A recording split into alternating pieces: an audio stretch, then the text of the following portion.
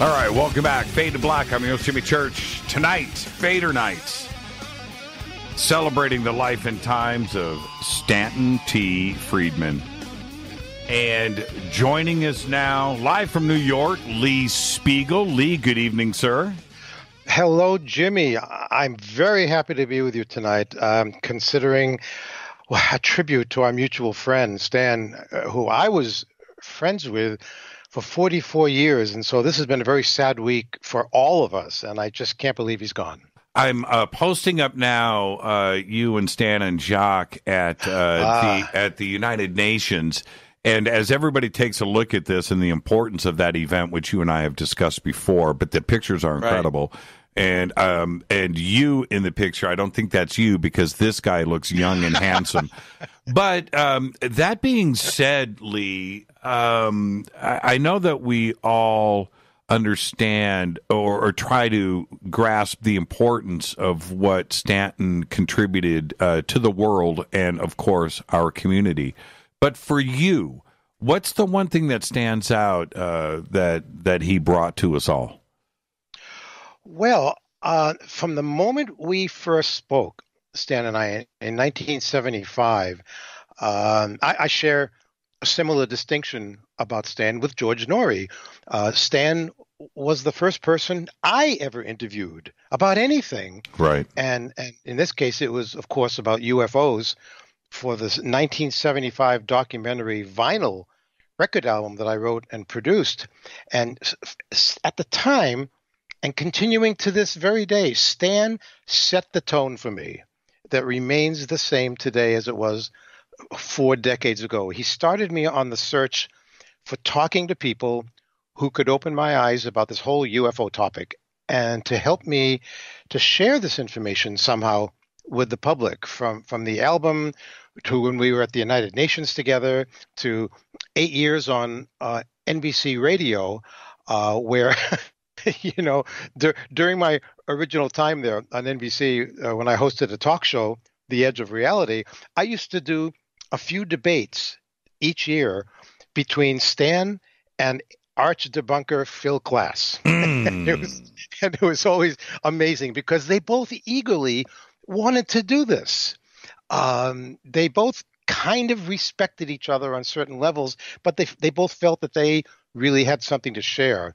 And for me to be the kind of the midway guy between them occasionally on my show, it was amazing because it always turned out, as you might imagine, Stan, boy, he could take a beating, but he could give one back, and he was always so on top of his game. Right. In terms of credibility. You could tell that this was an amazing researcher. I knew that from the first time I interviewed him back in 1975, that this was a serious guy, not just a scientist, not just a nuclear physicist, but he was the first UFO researcher, scientific researcher who I'd ever had any contact with.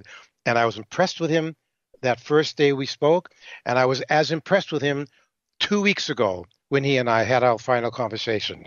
He was always consistent in his attitude, in his beliefs, in his mission to get out the information, even in every conversation that we ever had. I mean, literally up to the one from a couple of weeks ago, he always liked to say to me, and he likes to say this to everybody who talks to him, oh, I've done 700 and so college presentations, right. And I've been on 37 continents getting this message out. He always liked to remind all of us that he was the guy who was putting in probably the most frequent flyer miles I could imagine possible. I'll tell you, this is about you right now, Lee, but you just reminded me of something. One night, okay. I'm just obnoxious, and when I get around, I just like to have fun, right? All right. So it was late, and we got everybody together in a bar, and Stanton was like, I'm going to bed. I go, no, you're not. Come on. And so I dragged him up into this bar, and he had just flown in from Canada, right? He's tired. And I said, I'm going to buy you a martini. He goes, no, Jimmy. I said, oh, yeah. And all right. And he sat with us He closed the bar. He closed the bar. He nursed the martini for 3 hours, but he sat there with all of these youngsters, right? And hung out with us all night long. That's what and just told us stories, and we had like 30 people, sitting at this table. I'm not exaggerating, and that's what kind of guy he was. Totally cool, open, friendly, funny guy, but yet intense. Oh, I completely agree. I've always been amazed with the energy he would put out. I mean, just for him to travel anywhere, to do an interview, to do a presentation from his home up there in Canada on the eastern coast. I remember he once told me he generally, to go anywhere, to travel anywhere, to do these things would be like a minimum of 4, usually 5 separate flights to get to his destination. And the phone interviews, remember, he's not East Coast. He's got his own time zone. That's right. It was really funny. Yeah, I'm like, are you okay with this, Stan? You're going to be on with us at 5:30 in the morning. It's like, let's do this. Okay, all right. But he was always there. Now, one other point, I want to talk about the United Nations and the significance of that event. And it was Jacques Vallée was there with you, too, as well. But if you stop and think about it, the United Nations and UFOs, in a lot of ways, that's oil and water. But you guys did have an extremely important breakthrough presentation there. Tell us about that.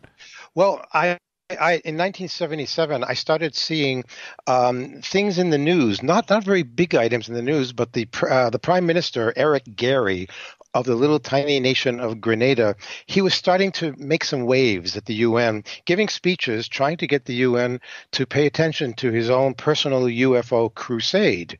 He claimed that he wanted to have the United Nations create a special international committee that would investigate UFOs and share information among the countries and just try and see what was really behind the phenomenon.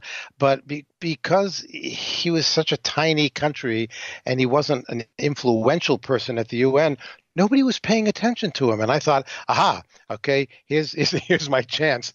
I had just finished producing in 1975 this UFO record album, UFOs: The Credibility Factor, and I thought, well, if I can get to him somehow, because he's the only game in town as far as anybody outside of the UN, maybe I have a shot at doing anything at the United Nations. So I made a few calls, spoke to his ambassadors at the Grenada mission in New York. I had a meeting with them. I brought my record album to them and said, would you please give my album to your prime minister with my compliments and tell him I have an idea of how I could help him to get the UN to pay attention about UFOs. And a few weeks later, they called me and said the prime minister was going to be in New York soon to be knighted as Sir Eric Gary. And I've been invited to go there to see the ceremony, and that he really wants to talk with me about my proposal. Could I be there? And I said, yeah, of course. No problem. And I went there. I saw the ceremony. It was my first time ever at the United Nations in that kind of capacity. And after the presentation was over, he and I were shuttled into a little private room, and we said hello. And he said he liked my record album very much, especially all the voices of the people who were on the album, which of course included Stan Friedman and Dr. J. Allen Hynek and astronaut Gordon Cooper. And he said, what's your idea? And I said, well, Mr. Prime Minister, with all due respect, I've been seeing you trying to make some headway to get the nations of the world to pay attention to you, but they're not listening to you. On the other hand, I have some people who are friendly with me now, who are on the record album. If you would present or to sponsor my proposal, I would bring some of these people to the UN on your behalf and let them do their own individual presentations that I guarantee you will be listened to seriously by the member nations. And over a handshake, we made a deal. And shortly after that, I received in the mail my own little, like the size of a business card, my own little yellow-colored official delegate's card to Grenada. I was now an official delegate of Grenada, which, when something like that happens, and I found this out later on, our State Department gets that word back to the people in Washington, or the United States ambassador to the UN contacted the State Department and said, this thing is going on here at the UN. Grenada is putting a presentation together, and we understand the person responsible for bringing these people together is a producer named Lee Spiegel. How do you want us to handle this? And I didn't know any of this, Jimmy, until months later when a lawyer named Peter Gersten, who had been using the Freedom of Information Act to pry loose UFO documents from the government, he called me one day and said, hey, I just got this document that's just been released by the government, and it's a document about you doing this thing at Grenada, and do you want me to send you the document so you can read it? And I said, no, I'm coming up to your office in the Bronx. I want you to hand it to me, and I want to make a gazillion copies of this so I can prove this to people.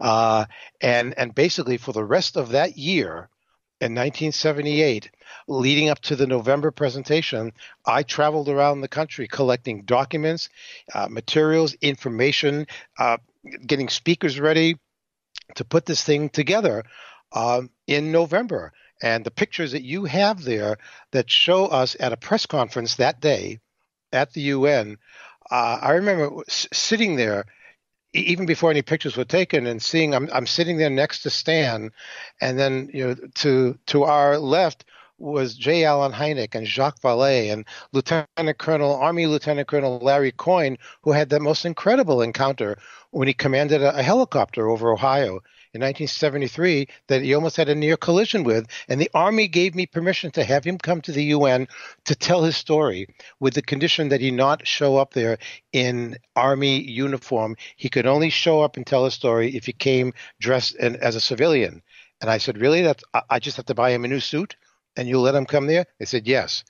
The whole thing, Jimmy, to me was so surreal from the moment I started doing this until it was over. I couldn't believe it.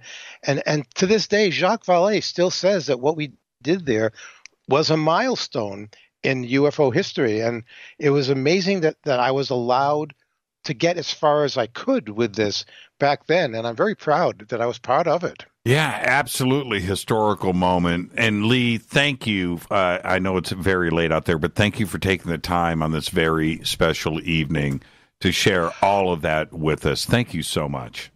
Well, I appreciate that. And obviously, my heart and my thoughts are with Stan's family and to his professional partner and co-author, the great Kathy Martin. Thank you so much, Lee. Thank you so much. Lee Spiegel, everybody. Lee Spiegel. And the pictures are up there in Twitter. And that first one of Stanton and Lee, and of course the delegates from Grenada, and Jacques Vallée and J. Allen Hynek all sitting there in a row is absolutely incredible. And now joining us also from New York, Richard Dolan. Richard, good evening, man. How are you? Hello, Mr. Jimmy. Happy to be here. Yeah, thank you for taking the time out. You know what? We're celebrating tonight, Richard. That's what we're doing. We're celebrating Stanton T. Friedman.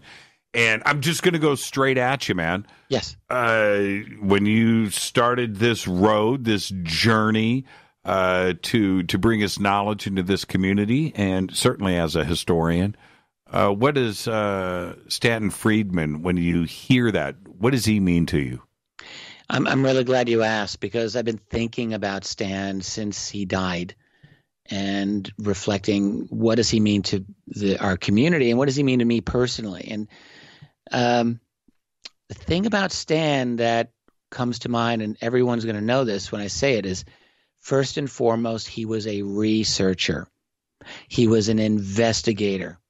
He didn't pretend to have inside intel. He didn't talk ceaselessly and embarrass himself about ascension. Can you imagine? It's almost laughable to even to think about it. He researched, he visited presidential libraries and government archives. He interviewed people. He got information, and he communicated what he learned forthrightly and bravely with no BS, no pretense. There was never any of this about Stan. I mean, that's one of the amazing things. Like, no matter how brilliant he was in a conference room, and he usually was very on point, even in his later years when I knew him, he never made you feel beneath him. He never made you feel that he was the be-all and end-all of anything. He never did that. And yet he was the one that everyone really looked up to. So you think about that, and you compare him to so many of the kind of guru-type people that are out there these days. There's so many folks out there who try to turn themselves in, to make themselves into the story. Stan never did that. He was a genuine researcher who threw himself into this subject. And, you know, I'll just say this. I don't agree with every conclusion Stan came to. I think his biggest, most egregious one was on Bob Lazar. And I will say that his decades-long pursuing of Lazar and calling him things like a fraud and so forth were harmful to ufology. But having said that, you have to look at the other side of the balance, which was Roswell, MJ-12 documents. It's controversial, but I think that Stan was fundamentally correct about those, and so many other things. So that when you look at the balance of what Stan did in ufology, you know, you have to see someone who's going in there in the 1960s, 1970s, and in a very hostile environment at that time, particularly, and there was no internet. This is a man who spoke at, I don't know, something like 1,000 college campuses and spreading his understanding of this, but also fighting for government documents and arguing about government documents and presenting them to the world. Stan was very factually based. And this is something that we really miss. I wonder, where is ufology going today? Where are we? Where are people like Stanton Friedman who combine great research with great communication and bravery and all of that? And there are very few people who are even approaching that type of a level. So we're going to miss him. I miss him. I can tell you right now, I miss that man a lot. And I wasn't even like buddies with Stan. I knew him for 20 years, and we were on very good terms. I spoke with him many times. But let me ask you this: Did he ever set you straight on something? He tried to. Yeah. The very first time I ever met with Stan was back in 2001. Right. And I was in St. Louis. It was one of my first appearances ever. I was the new kid on the block. And I did a very tiny event. In fact, George Norrie was still doing his radio program out of St. Louis back then. I met with George, did a little thing with him and with Stan, a couple of other people, I think. Anyway, we probably spoke to like a total of 8 people in the audience during that event. But afterward, in the airport, we were both in the airport at the same time, and I had lunch with him. And he wanted to make sure that I had the right opinion on Bob Lazar. Now, at that time, I can tell you, all I had written was one book, and it had only gone up to the year 1973. I hadn't really had time to get into the 1980s or, God forbid, the 1990s or deal with Lazar. I mean, I knew about Lazar, but I hadn't really formed an opinion yet, and I didn't want to be rushed. And Stan sat me down, and he wanted to make sure that I had the correct opinion that Lazar was a fraud. And I remembered even then, I was a little intimidated by Stan, obviously, right? Yeah, me too. But I remembered saying, look, I will come to my conclusions when I'm ready to come to my conclusions, but thank you. I will definitely take what you say under advisement. And the fact is, I never did come to his conclusion. And you want to know the truth? I have always believed that was always a bit of a sore spot, a little bit of a sticking point that Stan had with me. It's the same thing. I have the same story. And him and I went at it publicly about Lazar. I'm on stage, he's my guest, right? And I backed up, Richard. I just backed up. I didn't want to go there, and it's Stan, and that's it. And later, we walked off stage, and I went up to him and started to apologize, and he just looked at me and laughed. He goes, "It's okay, man. It's okay. That was fun." And that was the thing about Stan. He was genuine. Yep. And there was a really good heart to him, a really good, a good place inside him. And it was impossible for me never to like him. I got him to crack the door. In fact, those were the words that I used about Lazar a couple of years ago on the show.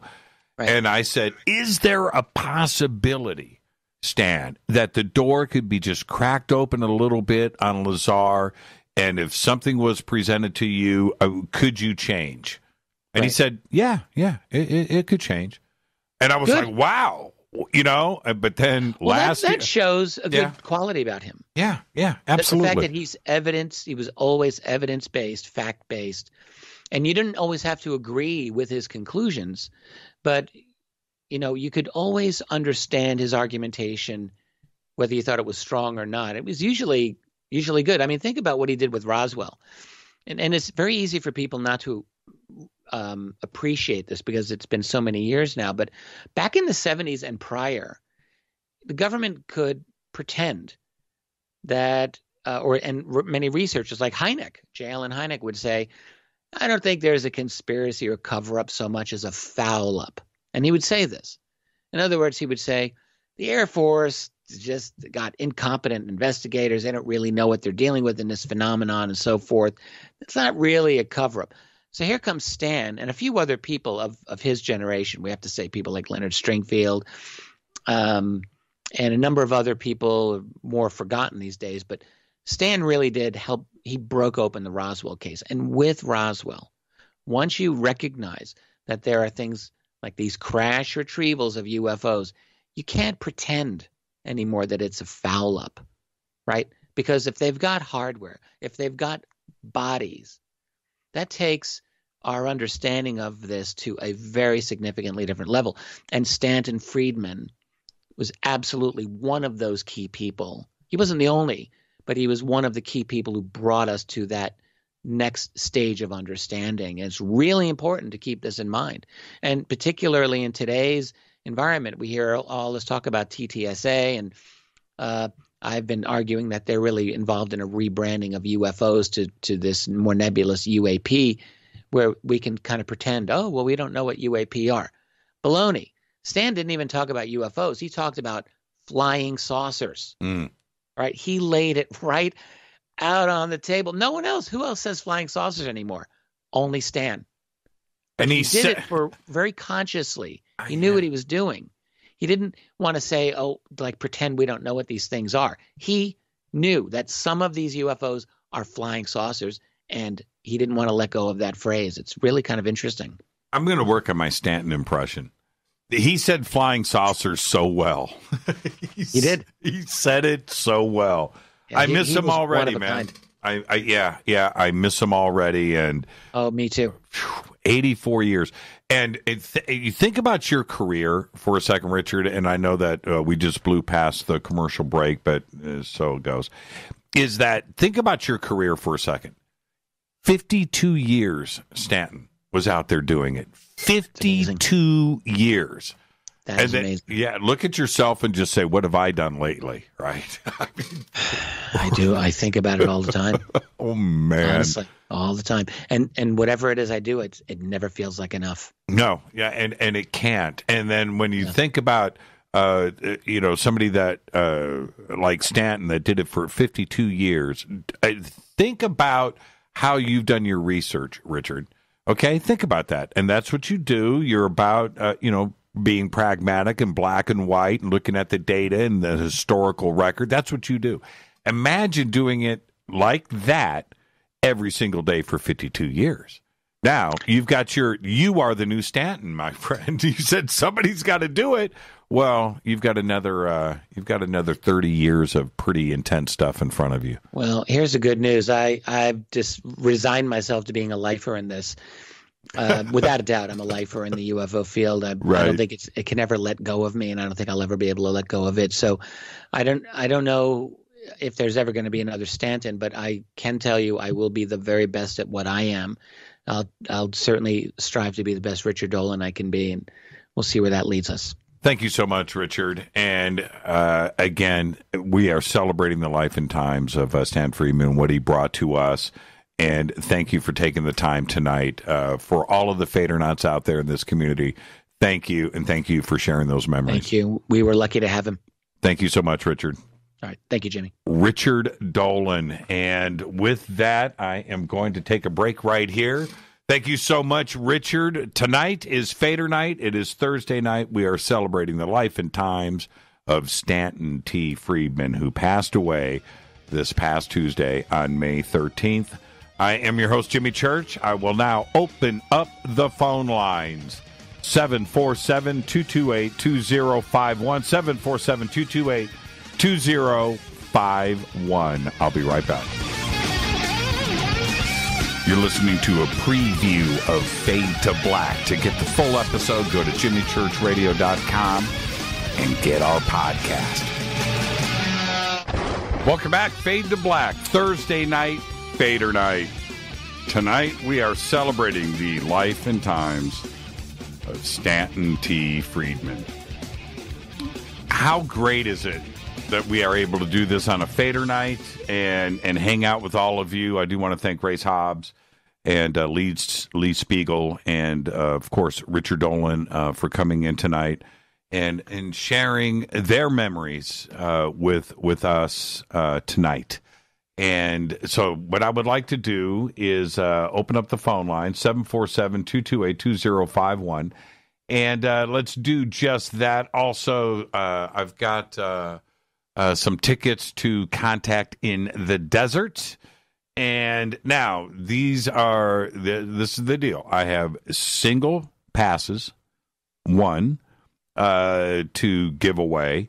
Two, if you can make it to Palm Springs and go to Contact in the Desert, then that's the first thing. Don't win tickets if you can't go, or don't ask for tickets if you cannot go. If you can attend and you can make arrangements and get all of that done, then we would love to have you there, okay?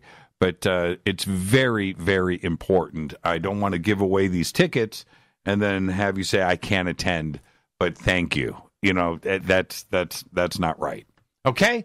All right? Let's have fun tonight. With that, let's go straight to the phones. Hi, you're live on Fade to Black. Who's calling? Hey, Jimmy, this is Jared in Albuquerque. Hey, Jared in Albuquerque. How are you, man? I'm doing all right. You know, it's a good night to do a tribute to Mr. Stanton, you know, and thought I'd call in and share my story, my experience with him. Absolutely. Absolutely. Tell us about it. Yeah, so, you know, he did a lot of, you know, he's famous for his appearance on Larry King Live. You know, he did that a couple times. And he also, you know, as I think it was Dolan that mentioned, he did a lot of university lectures. And I got to catch him at one of those here in Albuquerque. This was about 5 years ago. And I wasn't I didn't have my pulse on the UFO community as I do now at the time. I have always had a lifelong interest in the subject, but I didn't ever really dive as deep as, you know, I have in more recent years at the time but I just happened to find out about it and went to it and attended it. And I didn't, you know, to be honest, I didn't even know him from Adam at the time. But I was super impressed with his lecture. He was very detail-oriented. You know, he had a lot to say and a lot to back up what he was saying. It was no nonsense. It was easy to understand, and I really got a lot out of it. He went into his work with nuclear fusion and fission engines and how they had scrapped a lot of hydrogen engines And the two things that I got out of his talk that I still remember to this day were some of the things that really stood out was one, all of those engines that he was working on ran on hydrogen. He pointed out that hydrogen is the most abundant gas in the universe. So if you've got a craft that uses that as fuel, you can travel anywhere and find it, you know? So I thought that was pretty interesting. Yeah. You know, that was kind of cool. And then the other thing that he brought up that I hadn't known at the time that I thought was really amazing was the increase in UFO reports after the nuclear weapons testing that we were starting to do. Yeah, two points that he always tried to drive home with everybody. And I'll say this, and then I'll let you continue, Jared, is that those 2 points that Stanton spoke about often was picked up not only by the community, but other researchers, too. This was a point that I just said researchers. Hydrogen and its availability throughout the universe, everywhere, you know, every star, everything, is spoken about by physicists today and cosmologists. And I'm not saying that Stanton was the first with it, but if you are going to be out there traveling, you need gas, right? You need gas. And Stanton spoke about this, and I hear it all the time now, but I heard it first from Stanton. You're absolutely right. You were going to make one more point. Yeah, just that, you know, it was a real good talk, and afterwards the talk, you know, I did hang around a little while and talk to some of the people that were there, and one guy brought up that he had traveled outside of Albuquerque a lot, and he said no matter what direction he went, if he was 20 minutes outside of Albuquerque and talked to the locals, 20 minutes or more outside of Albuquerque, started talking to the locals in the small towns in Santa Fe and, you know, just throughout New Mexico. But in the, you know, surrounding Albuquerque area, he would hear reports of, you know, the people had stories. There were just a lot of stories about, you know, sightings that people had in this area. And so that was really cool to hear. And, you know, later finding out his legacy and just, you know, what an amazing man he was for the UFO field. I was really tickled to realize that's who I saw at that lecture, because at the time I didn't know him from anyone. You know, I didn't know how much of a treat that was. Yeah, that's special. And thank you for sharing that with us tonight, Jared. No problem, Jimmy. You have a good night. Yeah, you too. You have a great night. And that's exactly how cool Stanton was, in that you could, you know, turn around and meet somebody, and you find out later that who this person was, but you didn't know, and he was open. Right? And that's really cool. Then later on you find out, oh man, holy crap, that's who that was? And he just hung out with me like that. That's very, very cool. Let's go back to the phones. Hi, you're live on Fade to Black. Who's calling? Deb from Sacramento. Hi, Deb. How are you? Good. Sad about Stanton, but like you said, he had a great life. One of the key moments, I used to always watch him on Larry King Live, but the one that really sticks with me is back in 2013 when he did his presentation for the citizens' hearing before the retired Congress members. Mm-hmm. And boy, he spoke with knowledge and authority and confidence. And his presentation, if no one has seen it, go to YouTube and type in citizens' hearing Stanton Friedman. There's like a 16-minute clip of his opening. That was an epic moment in those 3 days, and it's too bad the press didn't cover more of it and it wasn't on the mainstream media, because those Congress people, by the end of those 3 days, I'm sure you know, their minds had shifted. There was a definite shift there, and they were open to a lot more information and investigating these things. Yeah, you're right about that. You're absolutely right. And he was at that hearing, the way that he spoke. You have to remember, where he was coming from at that point, because that was just 6 years ago now. That he's not playing around anymore. He never played, but now at this point in his life, and he took that opportunity, and he drove his point home. And I wouldn't say he was angry, but he was close, right? I mean, yeah. He was close. He was close. And that's what I mean. When you do this, for 50 years and it's falling on deaf ears at Congress and in the Senate and in the Oval Office, that you have an opportunity like that, he took full advantage of it. And like I said, he was just one step away of being angry. And good for him. You're right. That was a 16-minute presentation that was absolutely incredible. Absolutely, yeah.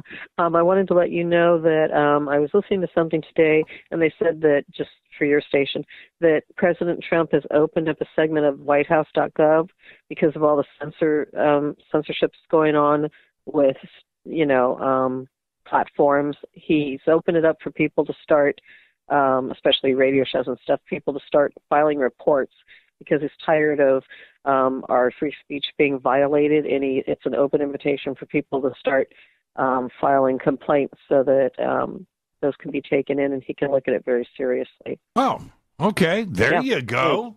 He's tired of the censorship. Yeah. Because our freedom of speech is being inhibited, and he's done with it. So it's a brave new world. Throw that out there. Brave new world. So. Thank you so much, Deb. Enjoy the rest of your night. Thank you, Jimmy. Thanks for taking my call. Thank you. Deb brings up one of the, when we look back, it's funny about the citizens hearing because we just had Richard on, and in his 10 minutes at the citizens hearing was absolutely incredible. But Stanton, especially, he maintained, I should say, he maintained dignity and held himself correct. But towards the end there, and I mean this, he